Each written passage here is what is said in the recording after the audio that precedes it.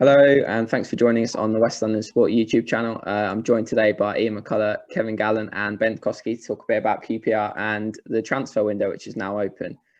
Kevin, obviously the big news today is QPR looking at a potential loan deal for 37-year-old striker Glenn Murray till the end of the season.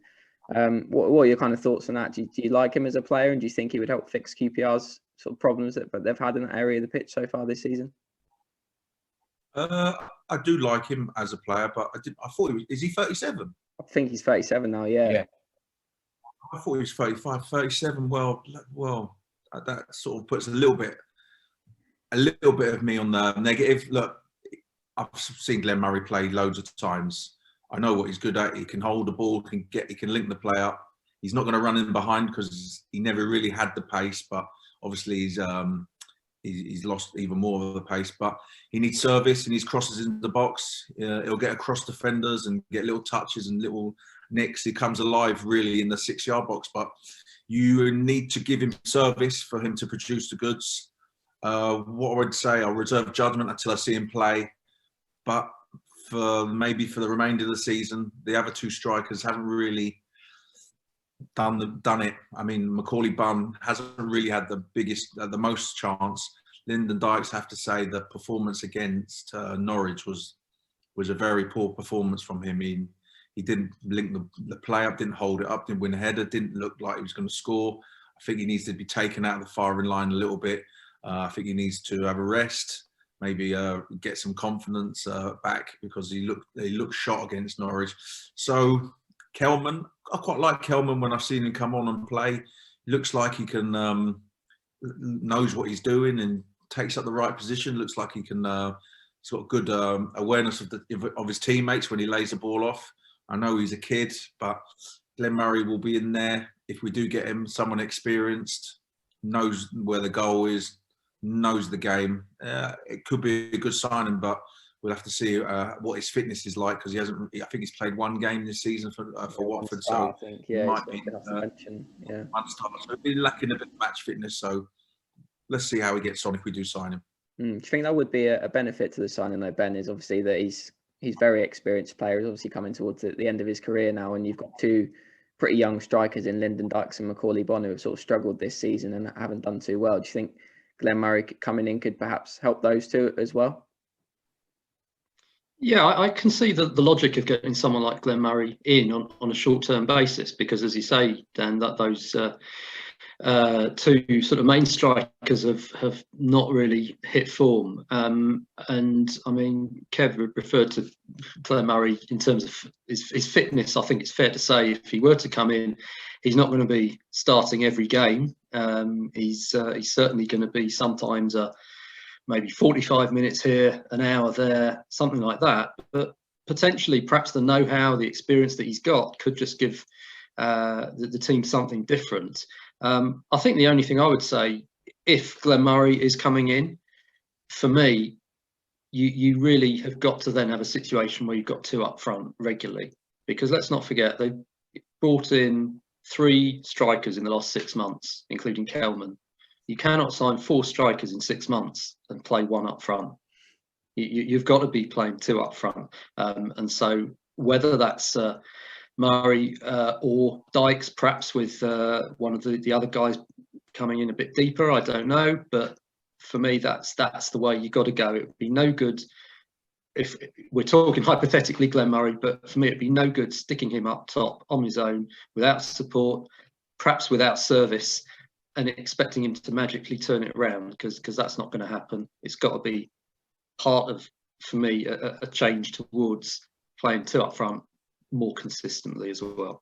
Yeah, you both touched on it there, and I suppose, Ian, another big thing about bringing Murray in is it's not the simple fix, is it? It's because, I mean, the strikers have struggled this season a lot due to the fact they haven't really had the service, or they haven't had quality service. But when they have got it, obviously they've not taken their chances. But Glenn Murray is obviously an older player. He's not going to be constantly running. He's not going to be making runs in behind. He's going to need chances created for him, essentially, and his sort of strength lies on holding the ball up and finishing chances that he gets. So it's all very well bringing him in, but obviously they're going to have to adapt to him as well and make sure that he gets the service, because otherwise they're going to still be in the same situation. Yeah, I think what he does will make them better, though, even if he isn't scoring the goals, because half the problem is that it's the inability of Dykes to hold the ball up consistently up front. And what's happening there is a lot of the goals QPR have conceded this season have been the ball being turned over high up the field and the other team breaking and getting through the midfield. And, and almost we've gone from attack to defence to taking the ball at the back of the net very quickly. And Warburton has said sort of numerous times this season post-match that, he wants that Dykes to be holding the ball up and bringing the likes of Chair and Bright Samuel into the game. So holding the ball up and spraying the ball wide and then building from there. And, Hugo and Wells did that reasonably well last season. They scored a lot of goals. And now, obviously, with Abiri Eze not being there anymore, you're significantly weaker in the attacking end of the field. But if he can just hold the ball up better, I mean, should hopefully ease the pressure on the midfield and the defence and, also improve QPR as going forward. Yeah, I agree, Ian, because you made a good point about holding the ball up. Now, the way QPR play, especially going forward, and from what I've seen, is we do have a very slow build-up, which then allows the opposition team to go deep, which then there's no space to run in behind. And as you said, Lyndon Dykes hasn't really been holding the ball up. So basically, we get the ball and we pass it, and we're neat and tidy at the back and in the midfield, and then their defence is very deep. Now we need someone to come and link the ball up, and we have runners off him like Osei Samuel and Ilias Chair. So I hope it works out if it does come off. I'm just a little bit sceptical on what Ben said about the fitness. I didn't realise. I thought he was 35, but 37. Hasn't played much this season. Hasn't played at all this season. Can he play twice a week? I don't think so. So he's going to be literally, maybe a game here, then a 15 minutes there, an hour here. So, but I think maybe just for the linking up, because he might not have to run in behind because of the way we play, because we don't, the space isn't there because we're such a slow build up at the moment. Another obviously player that QPR have been linked with, and we know that they're interested in signing is Doncaster midfielder Ben Whiteman. We spoke before on these videos about them needing to strengthen in the midfield. But I suppose the important thing to stress is, as well, as there is a lot of competition for this guy. Apparently, we know that like Preston are pretty keen on him as well. Apparently, he's got a lot of interested parties. But Kevin, do you think that's the sort of midfielder they should be looking at? He's kind of seems like a box-to-box guy. He's got a good shot on him. He can chip in with a few more goals as well. Is that the kind of player they should be looking at, do you think? Yes. I've seen a few clips of him. He can get about the pitch. He's 6 foot, slim build. He's scored a few goals this season. He can pass it. I think it will be, if we did get him, it's an improvement on what we got. And something a little bit different, because at the moment Cameron was playing and ball at the same time. Cameron has been holding and ball's been sort of running on, and that's not. Ball and Cameron are really central defensive midfielders. We need a central defensive midfielder and someone who can run and join in with the attack. And Whiteman looks to be that player, and looks to be a player who can do that and get forward and join in with the attack. So I do think if they did get him, it would be an improvement on the team. Do you think that's the key, in is finding someone who can play alongside those sort of Jeff Cameron and Don Ball type players? We've obviously mentioned before about Luke Amos getting injured for the season was a massive blow, because he was sort of the only one that can sort of do that, get between the boxes and brings plenty of energy. Do you think getting someone like that in would really improve this side? Oh, certainly. Yeah, they certainly need bodies in the middle of the park, as we've discussed.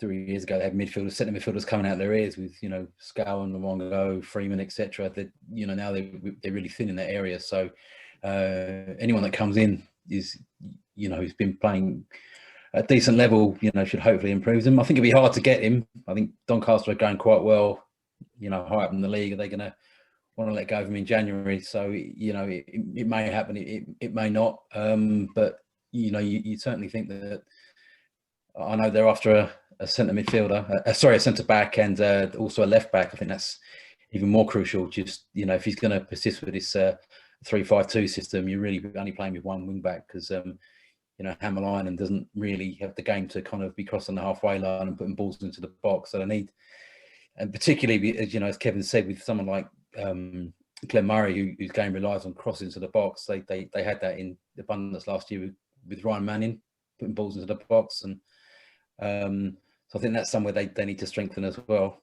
But also, I mean, it's also a sign that Mark Warburton's been given the kind of the go ahead to continue as QPR boss. They're giving him the transfer window to try and bring guys in, which is must give him a bit of confidence that he's there for to the end of the season at least. Anyway, just picking up on something you've said there, there's that real one of the players you mentioned just now is Josh Scowen. For me, is a player that has not really been replaced. Someone who did have that energy in midfield, had the legs basically, and pretty useful shot on him as well, would come up with the odd goal. And him, and I think you also mentioned Luke Freeman around that time. There was a lot of legs in that midfield back then, and I think we're all agreed that there isn't that much in the current midfield. So they certainly seem to need some energy from somewhere, because there are some useful ball players around that side. I mean, we've spoken about Chair, I say Samuel. I would say Tom Carroll in patches has certainly got the touch to be influential. Don't think he's got the legs, but someone else who can provide the legs, that could be a useful combination as well. As Ian just touched on, obviously we know that Mark Warburton is getting the back in now. They're going to stick with him. They're going to obviously give him let him try and get some players in that they need to in January. Obviously they put in a pretty good performance in the draw against Norwich. So do you feel like that was important for him? And do you think that's the kind of right decision, Kevin, that they will stick with Warburton now and give him a bit more time?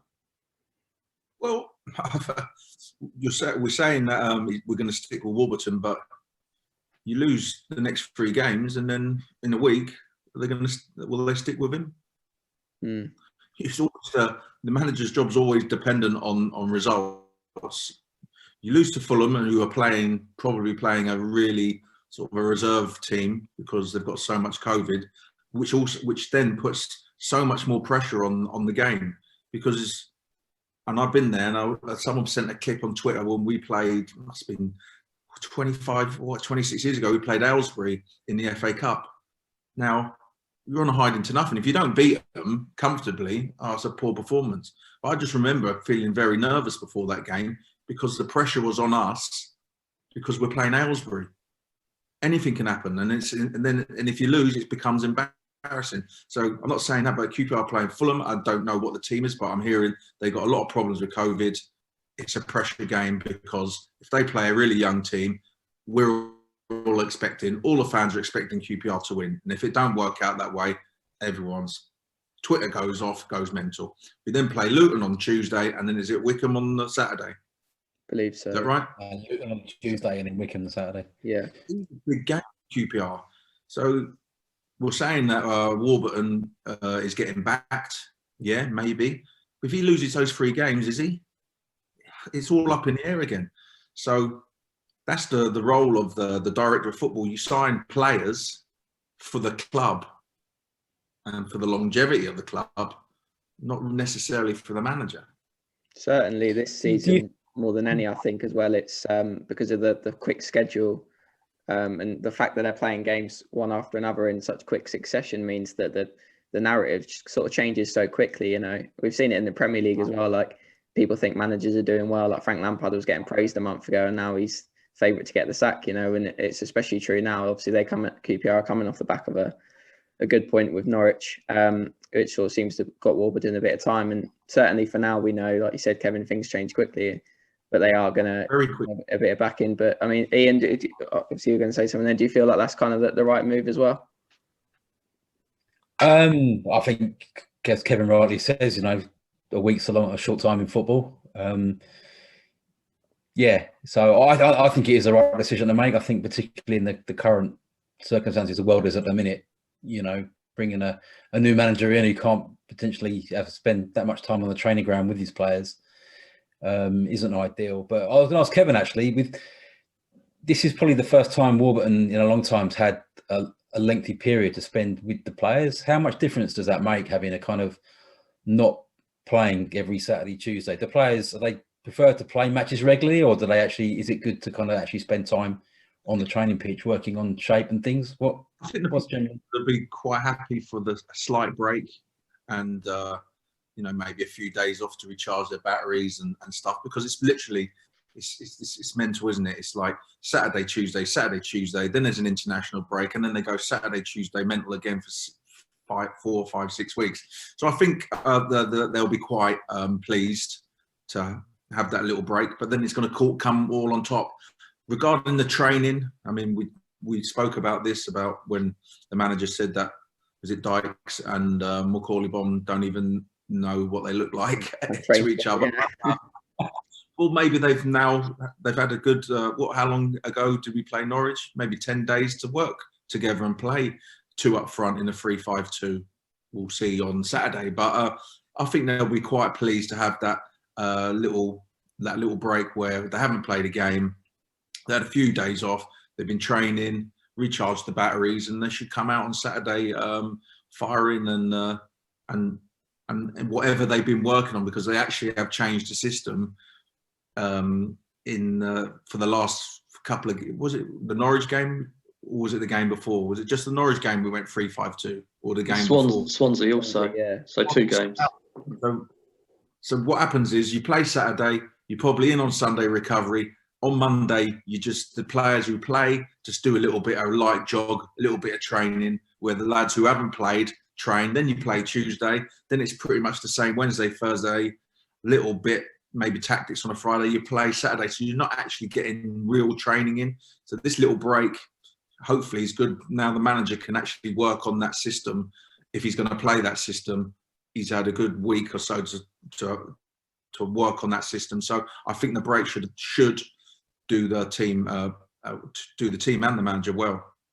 We've heard Mark Warburton and Ben shrug off the pressure of that comes with a losing run. He's obviously a lot of rumours going around. Tim Sherwood's name being mentioned by some people. Are you happy with the club to stick with Mark Warburton for now, given the backing in January? Obviously, his contract is up at the end of the season anyway. So is that something that you think is the right move, rather than making a quick managerial change and then that new manager obviously coming and having to try and change things in the January transfer window? Well, first of all, Dan, I think we've all got to keep in mind that this time of year in particular, I mean, all round, but this time of year especially, there's an awful lot of out-of-work managers whose agents are putting stories into the tabloids, are trying to get their clients work, basically, which is what they're there for. So I think that definitely becomes a factor. So when you read Tim Sherwood this or whoever, maybe truth in it, may not, because a lot of people are looking to join up the dots and they're thinking, well, who's Les Ferdinand? No, who's he worked with before? And therefore, who's a potential next QPR manager? So, I mean, I'm not in favour of knee-jerk sacking managers. I think we've all seen QPR go through managers far too quickly in the past. And at this stage, I think, being perfectly honest, if someone asked me who do you think would come in and do a better job right now, I have a short list of none, to be perfectly honest. So yeah, I think at the moment you stick with it as it is. With that said, and Kev touched on this, it can all change very quickly because, as you said, lose those next 3 games and suddenly you're out of the FA Cup, you're probably in the bottom 3 in the league, and then people start getting a little bit twitchy.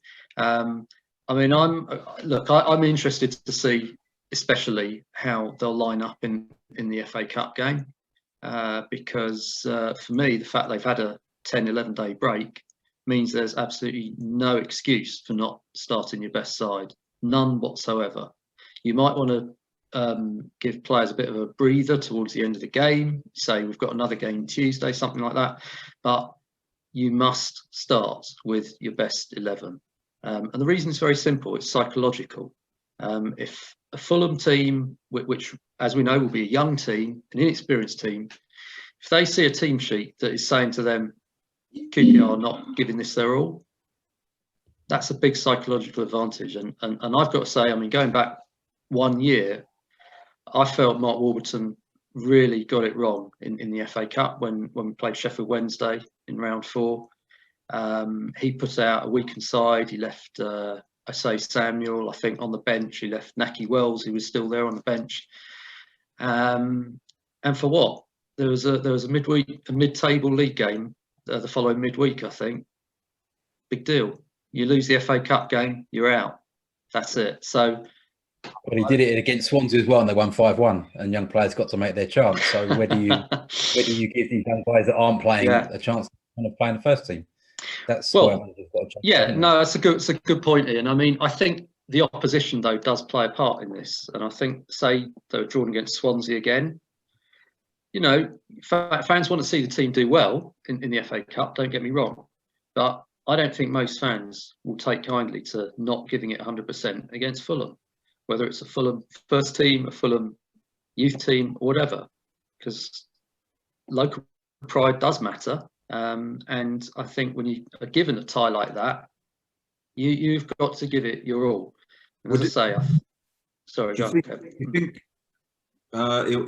he'll put out the full strength team that he thinks is his best team, or will he have an eye on the Luton and the Wycombe game, which he might think is more important league position because of where we are at the moment?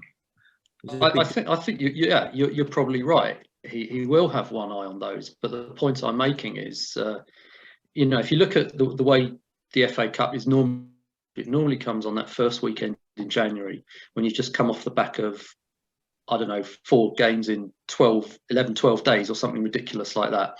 So yes, it's very clear that some players who've been playing in all those games are going to need a rest. What we're coming into now is none of those players will have played for the last 10, 11 days.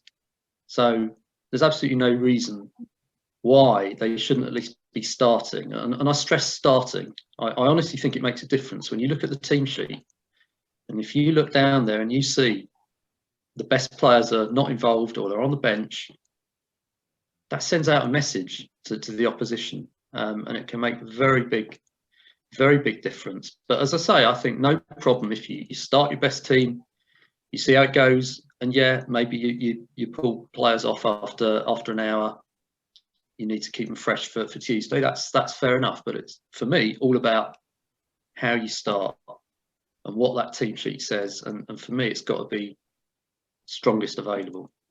I think when you have a local derby, you've got that. But I also do think that I'd like to see Kelman get a chance. I'd like to see Batash get a chance. I mean, Kevin, you're a player that obviously came through the youth system, a young player coming to the first team. I mean, I know things are a bit different back in them days. There wasn't so much of a squad thing. But as a young player who's knocking on my door like Kelman has been, how, what's it like kind of, trying to find a way through and hoping you're going to get a chance? Do you know what, Ian? It's a good question because mine was slightly a little bit different because I was sort of scoring really a lot of goals in the youth team, and there was people were talking like the fans were sort of give me a chance. Jerry didn't give me a chance for my second year as in the youth team. I scored over 70 goals. Jerry wouldn't give me a chance, even in the cup game. Wouldn't even. And the last game of the season, he put me in the squad. And I was like so excited, but basically I went to Tottenham away and just helped out with the kit. So it killed me really. So, but then the following season, I went pre-season and I got straight in the first team straight away. So I wasn't near at that stage. Like Kelman's on the bench and he hasn't coming on, and he must be thinking, "Oh, I need a chance here, and I want to get a chance. I want to get on," and he's probably itching and I don't blame him. I'd be exactly the same. But I actually think if the rumours are right that Fulham are going to play a weakened team, I think the likes of Kelman will play. I will be very surprised, Ben. I might be wrong, and I'm not going to have a bet with you, but I think QPR will put out a few youngsters on Saturday because they think Fulham will. And the big ones for the Luton and the Wigan game. That's just my opinion. I'm not having a bet with you, Ben. I was going to say, but last year you saw Masterson didn't really get a look in until that cup game. Come in, did well, and then, you know, when there was injuries at centre back towards the end of the season, he come in and proved himself to be a kind of, you know, an able fill-in. So there are advantages as well to kind of having a look at players. But yeah, I do see where you're coming from, Ben, particularly in a local derby. You know, fans aren't going to be happy to see, you know, the youth team out. But I think if you've got, you know, 3/4 of the team is full strength and you throw in a couple of exciting young players as well, I think that can also, you know, is Masterson working. Is Masterson fit? Yeah, he's been on the bench, so I'm guessing he'll probably play on Saturday. He'll play, I'd say, yeah. Kevin, do you think even with the Fulham really young team, even if QPR put out a couple of youngsters, a bit of a mix, what do you think the prediction will be? What do you think? Do you think they'll be able to get a win? Well, I mean, is it 100% none of the first team of Fulham are playing? Is it reserves and youth team? Yeah, there's a report today saying that basically they are going to have to put out a lot of youngsters. I'm not sure how many senior players have really got available. I don't think they've said who sort of tested positive and who hasn't, but certainly there will be a lot of young players, I think. Well, it always depends on the teams and who start the game. But if QPR put out a decent team, I expect them to win because of just the experience against a younger team. But Fulham have always had a good academy. They've got some good young players. I'm going to go 2-0 QPR. Ian, prediction? I did a Fulham game a few weeks ago against Liverpool, and I was astonished on the back of the programme. Their squad is bigger than Liverpool's. They've got 55 professionals. Wow. I don't expect them to be putting out a youth team. I reckon it will be a kind of, there'll be a few, you know, reasonably credentialed players that will be in that side. So we shall see. Yeah, it's a tough one, isn't it? Because as has been mentioned before, it's a kind of, you're in a no-win situation. Everyone's expecting you to win, but, you know, it's a local derby. Fulham, yeah, I'll go with Rangers winning on penalties. What about you, Ben? You know, I was just going to say a penalty shootout as well, and then I was trying to remember: is that even the rules at the moment? Does it go to extra time first? I'm not entirely sure. I'm not sure.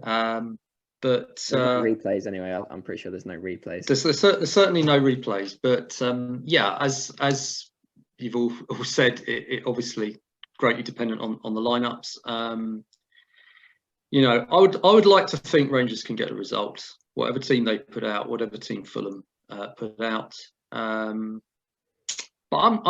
thinking a penalty shootout as well. I'm going to say Rangers will go through on penalties after 1-1 draw.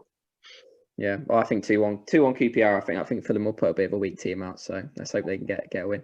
Yeah, if you enjoyed this video, please give the channel a subscribe and give it a like. And thanks for watching.